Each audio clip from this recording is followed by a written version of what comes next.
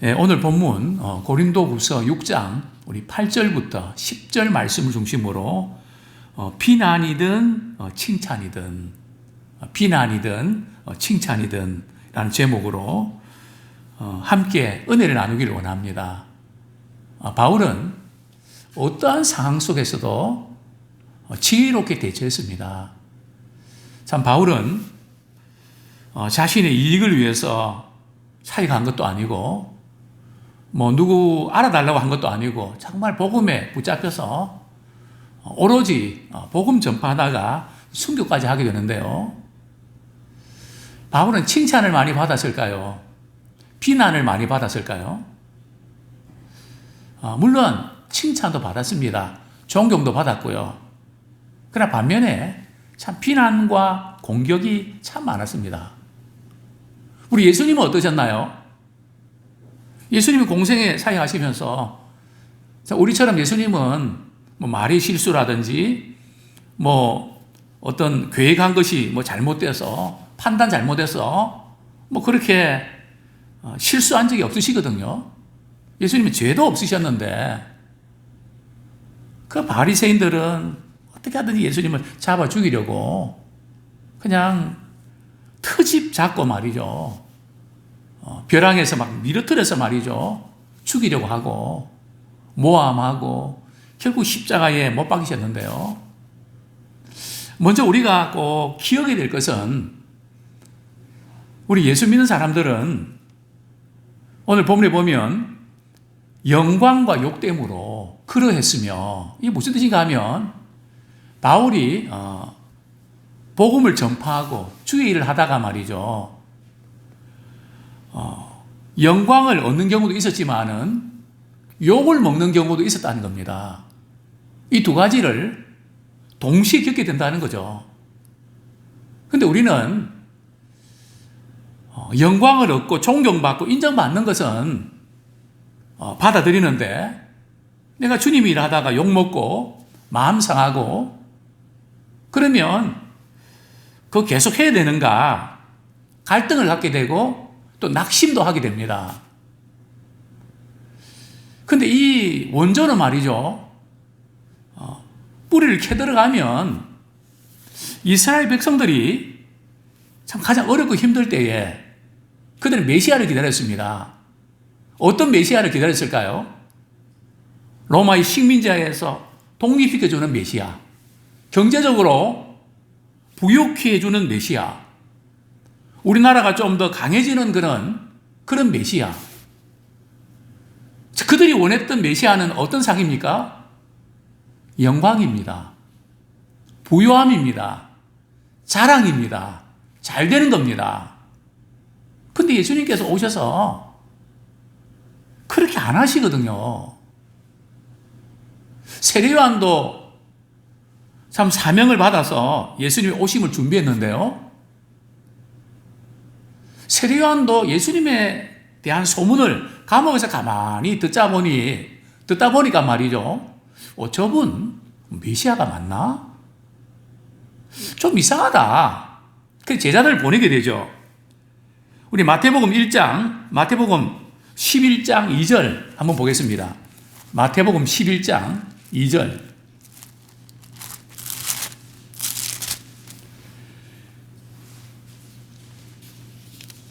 예, 2절, 3절 같이 한번 읽겠습니다. 시작. 요한이 옥에서 그리스도께서 하신 일을 듣고 제자들을 보내어 예수께 여짜오되 오실 그이가 당신이 오니까 우리가 다른 일을 기다리오리까. 세례요한도 갈등이 생긴 겁니다. 그들이 갈망했던 메시아 상이 아니거든요. 병든 자 고치고 죽은 자 살리고 가난한 자에게 복음이 전파되고 맹인이 보고 걷지 못하는 사람이 걷고 이런 말씀을 하시니까 우리는 그런 메시아를 원치 않습니다. 참 우리에게 오셔서 좀 잘 되는 그런 메시아를 우리는 기대합니다. 근데 그게 어긋나니까 결국 예수님을 십자가에 못 박아 죽인 것이죠. 오늘날 우리는 그렇지 않나요? 오늘날 우리 생각에도 주님 때문에 고난당하는 것은 받아들이기 힘들어합니다. 주님 때문에 영광 받아야 된단 말이죠. 또 겉으로 뭐가 잘 되고 그래야만 주님이 함께 하시고, 그렇지 않으면 주님이 안 계신 것 같고, 우리는 상황에 따라서 주님이 함께 하시는 것 같고, 상황이 안 좋으면 주님이 함께 하시지 않는 것 같고, 오늘 교회도 그렇지 않습니까? 교회 평가할 때도 그런 거 아닙니까? 근데 바울은 어떠한 상황에서든지 그 가운데서 주님이 함께 하시는 그 믿음의 역설적인 신앙을 가졌습니다. 역설적인 신앙을 가졌다는 거죠. 오늘 우리 말씀을 통해서 우린 자꾸 이런 상황만 고집하는데, 그런 상황이 안 주어져서 막 답답하고 힘들어하는데 그렇지 않다는 거죠. 우리는 어떤 상황이 우리에게 찾아오든지 그 속에서 주님을 나타내고 주님의 사랑을 기억하고 오히려 역으로 주님을 나타내는 기회로 삼기 원합니다. 근데 우리는 지금 우리 자신도 모르게 우리 신앙도 자본주의가 되어버렸단 말이죠. 자본주의가 나쁜 게 아닙니다. 너무나 이 사이즈, 또 눈에 보이는 어떤 유익, 그렇게 필요 없다는 거 아닙니다. 그러나 그것이 신앙의 본질이 아니라는 거죠. 코로나는 신앙의 본질로 돌아가는 기회인 줄 압니다. 우리가 그동안 지금 잘못된 거 붙잡고 있었구나. 정말 중요한 게 뭔가 오늘 본문을 통해서 깨닫는 기회가 되기 원합니다. 오늘 8절에 보면 영광과 욕됨으로 그러했으며, 참 바울은 복음을 전파하면서 많은 감동과 사랑을 받았습니다. 참 부러운 부분이 있다면 갈라디아 4장 15절에 보면 너희가 할 수만 있었더라면 너희 눈이라도 빼어 나에게 주었으리라. 과연 제가 목회하면서 목사님 제 눈을 빼어갖고 목사님 필요한데 쓰십시오, 그런 교인들이 있을까? 어떻게 바울이 어떻게 이런 성도가 있다고 눈이라도 빼줬을 거다.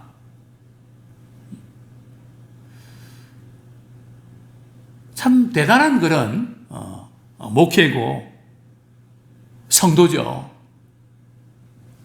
얼마나 참 감동입니까? 뿐만 아니라 바울을 공격하던 사람들은 말이죠, 대적하는 사람들은 늘 바울을 비난합니다. 바울은 아주 거짓말쟁이라고 그러면서 소동을 많이 일으키죠. 난동을 피우죠. 우리 사도행전 21장 30절에 보면 온 성이 소동하여 백성이 들려와 모여 바울을 잡아 성전 밖으로 끌고 나가니 문들이 곧 닫히더라. 예. 참 소동을 일으켜서 말이죠, 성전 밖으로 바울을 끌고 나가는, 참 바울이 복음 전파할 때에 이런 소동이 많이 일어났습니다. 그럼에도 불구하고 바울은 위축당하거나 포기하지 않았습니다. 또 바울은 어떠했나요? 바울의 사역은 어떠했습니까? 8절 하반절에 보면 악한 이름과 아름다운 이름으로 그러했느니라. 악한 이름, 아름다운 이름으로 그러했다. 무슨 뜻일까요? 바울이 주님의 일을 할 때에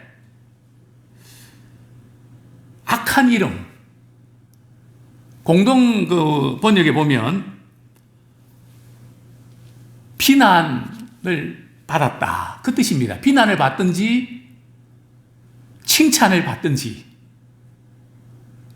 악한 이름과 아름다운 이름으로, 비난을 받든지 칭찬을 받든지 거기에 좌우되지 않았다는 거죠. 우리는 칭찬을 받을 때는 힘이 나는데 비난을 받으면 흔들립니다. 마음이 상합니다. 나를 어떻게 보고. 저도 목회하면서 참 이것이 목회에 참 걸림돌이었구나. 누가 마음 상하는 이야기를 하고 자존심 상하게 하면 그거 못 견뎌하는, 가족들 가운데도 그렇게 그런 이야기를 듣는 경우 위에서 하지만 자존심이 상해갖고 무시당한다는 것 같은 느낌이 들어서 성질을 부리고. 우리 예수 믿는 사람들은 사실은 그 성질이 죽어야 됩니다. 이 성질이 살아있으면 믿음 성장이 더딥니다. 우리는 죄로 인해 죽을 수밖에 없는 사람이거든요. 만물보다 거짓되고 부패한 건데 누가 좀 그 잘못을 지적하고 그럴 때 사실은 그것보다 우리 훨씬 더 악하고 못됐잖아요.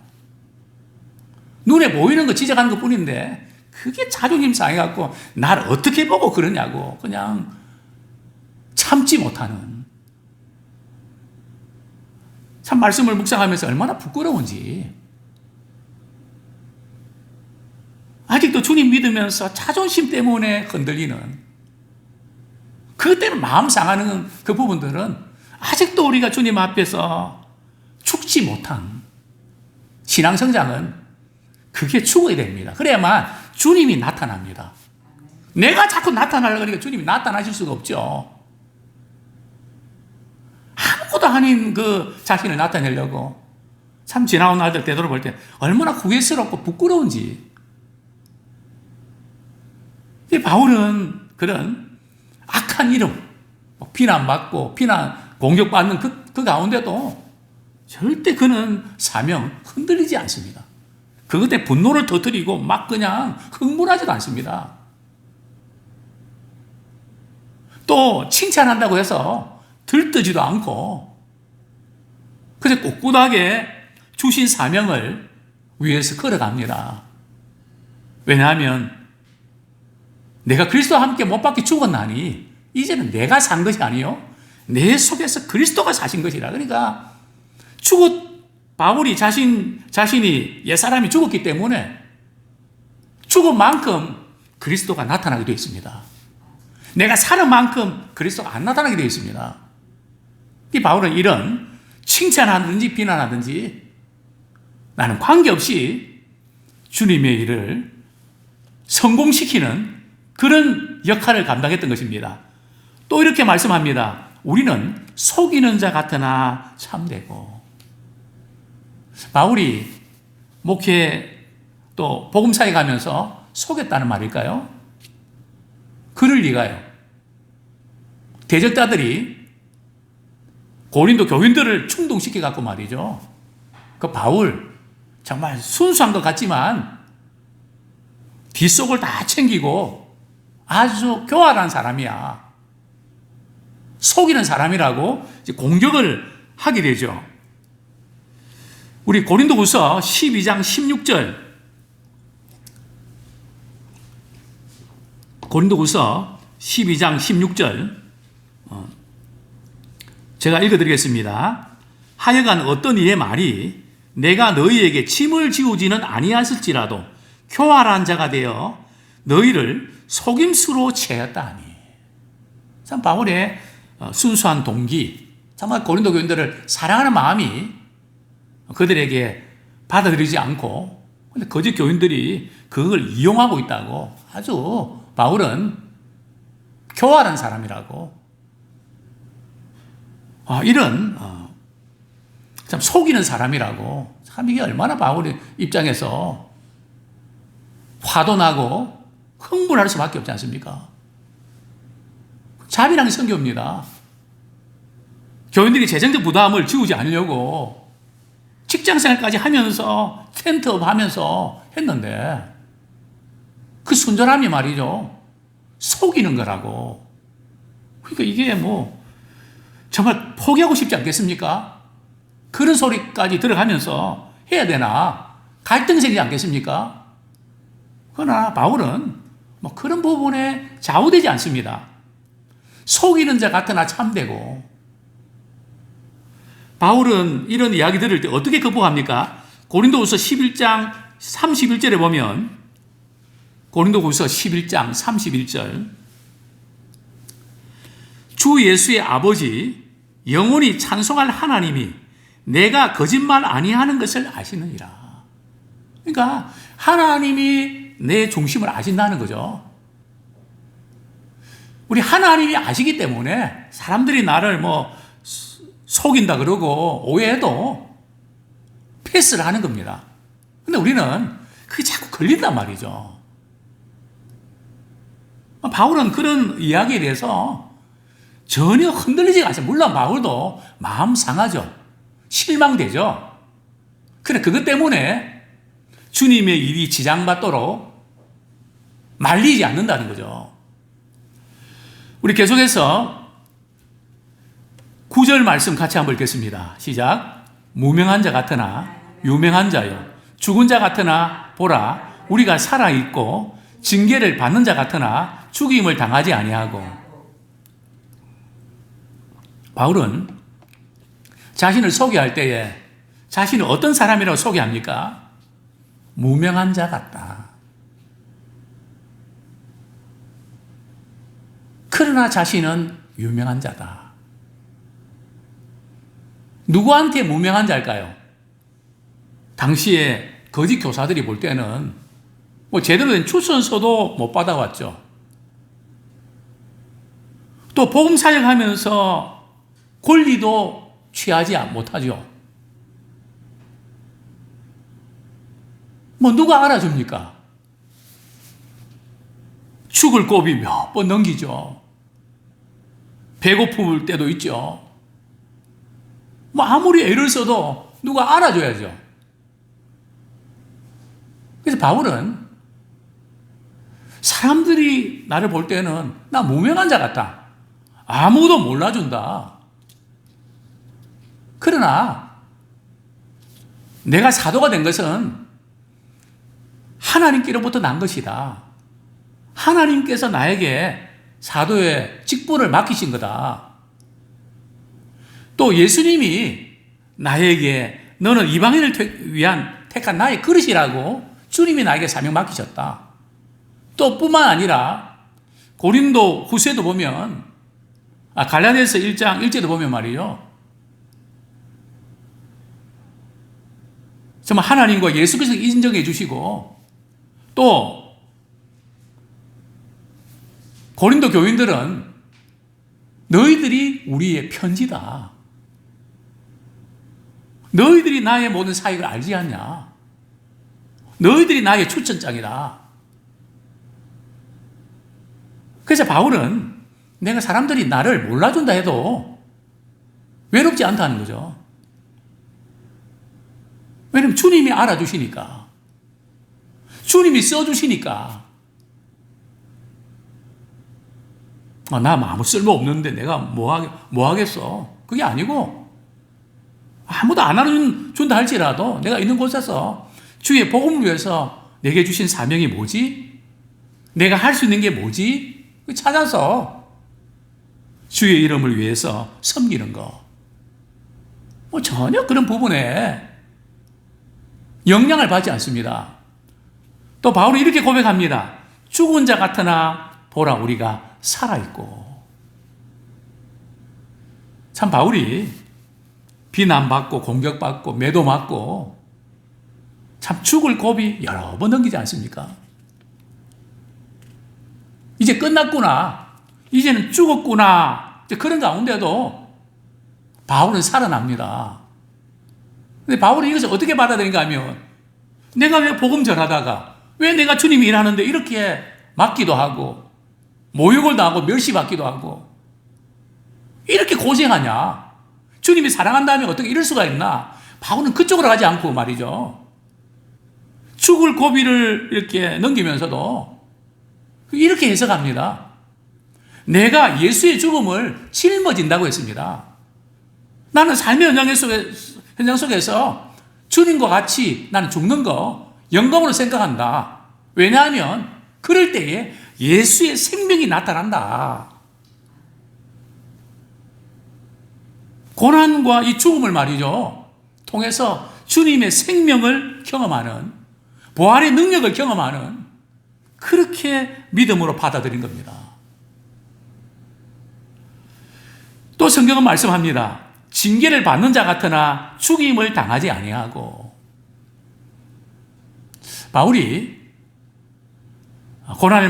고난과 고통을 많이 겪는데, 당시에 대적자들은 바울이 예수 믿는 사람들을 많이 핍박해서 이런 고난을 당하는 거다, 이렇게 비난했습니다. 물론 바울도 뭐 그렇게 생각할 수도 있었겠죠. 또 바울이 지금 하는 복음 사역이 하나님이 기뻐하시지 않기 때문에 하나님께서 이렇게 징계를 주시는 거다. 거짓 교사들은 그래서 그렇게 해석을 했거든요. 그럴 때 바울은 이것을 어떻게 받아들이는가요? 그 징계를 하나님의 진노로 받아들이지 않고 사랑의 표시로 받아들입니다. 사실 우리가 징계당할 때 저주받는 건가요? 성경에 보면 징계받는 것이 저주고 형벌입니까? 아니거든요. 물론 우리가 죄에 대해서 고통을 우리가 당하지만 주님의 의도는 말이죠, 우리를 징계해서 세우려고 하시지 않습니까? 그래서 성경이 이렇게 말씀하지 않습니까? 징계는 다 받는 것이고 그것은 사랑하기 때문에 징계하는 거다. 징계하지 않는 사람은 사생하다. 즉 주님과 상관이 없는 사람이라는 거죠. 벌써 징계받는다는 것은 사랑받고 있다는 겁니다. 자신이 수많은 고난과 역경들, 무슨 죄가 많아서 내가 이런 일을 겪나, 그것도 아니고, 누구 때문에 내가 이렇게 고생한다, 이것도 아니고, 바울은 그 모든 징계를 하나님이 나를 사랑하셔서 세우는 기회로 받아들인 것입니다. 또 성경은 말씀합니다. 우리 10절 말씀 다 같이 읽겠습니다. 시작. 근심하는 자 같으나 항상 기뻐하고, 가난한 자 같으나 많은 사람을 부유하게 하고, 아무것도 없는 자 같으나 모든 것을 가진 자로다. 참 바울이 고린도 교인들이 자신을 오해할 때 많이 슬펐을 겁니다. 그렇게 성도들을 사랑하고 그들과 같이 동고동락하면서 목회했는데 그 갑자기 나타난 거짓 교사들 말이죠. 그들 이야기만 듣고 자기를 불신한다고 하는 그런 이야기 들을 때에 참 마음이 찢어질 것 같죠. 그래서 바울은 참 근심할 수밖에 없었습니다. 참 마음이 많이 상했을 겁니다. 오히려 대적자들이 바울을 공격하고 비난해서 자신이 힘들게 했던 것보다 그동안 같이 목회하고 같이 신앙생활했던 그 교인들 가운데 일부가 그런 마음을 가지고 대한다는 자체가, 오해한다는 자체가 참 슬펐을 것입니다. 뭐 슬픈 거는 슬픈 거죠. 마음 아픈 것은 아픈 거죠. 그것이 기쁨으로 바뀌는 것은 아닙니다. 우리가 슬픈 것을 우리가 기쁨으로 바꾸려고 하면 어떻게 될까요? 그것은 불가능합니다. 주 안에서 항상 기뻐하라는 것은 말이죠, 슬픔 그 자체가 기쁨으로 바뀐다는 거 아닙니다. 사랑하는 사람이 나를 떠났는데, 너무 마음 아픈 일을 당했는데 그게 어떻게 그 자체가 기쁨으로 바뀔 수가 있겠습니까? 다만 주 안에서 항상 기뻐하라는 것은 그런 가운데서도, 죄로 인해서 고통과 슬픔이 많은 가운데서도 주님이 나 같은 죄인을 사랑해 주시고 예수님을 보내주셔서 그분을 십자가에 죽게 하심으로 그분을 믿는 자는 구원받게 하셨다. 그 주님의 사랑 때문에 기쁨을 갖게 되는 것입니다. 슬픔, 사연, 그 자체 때문에 기쁨으로 바뀌어지는 게 아니고요. 슬픈 일이 있지만 주님이 나를 구원해 주신 그분으로 인하여 또 기뻐하는 겁니다. 또 우리는 우리 슬픔 자체는 슬프지만 슬픔을 통해서 주님이 우리에게 교훈하시고 위로하시기 때문에 기쁜 겁니다. 우리는 슬픔 때문에 잠기고 절망이 아니라 슬픔 속에서 주님이 함께 하심으로 우리가 기쁨으로 나갈 수 있기 때문에 기뻐하는 것입니다. 그래서 바울은 항상 기뻐하라고 할 때에 주 안에서 항상 기뻐하라고 우리에게 권면합니다. 뿐만 아니고 바울은 가난한 자 같으나 많은 사람을 부유하게 하고, 여기에 가난과 부유가 어떤 걸까요? 경제적인 걸까요? 바울을 통해서 많은 사람들이 경제적으로 부유함을 누렸다는 걸까요? 예수 믿는 것이 물질적인 복 받는 비결인가요? 그렇지 않습니다.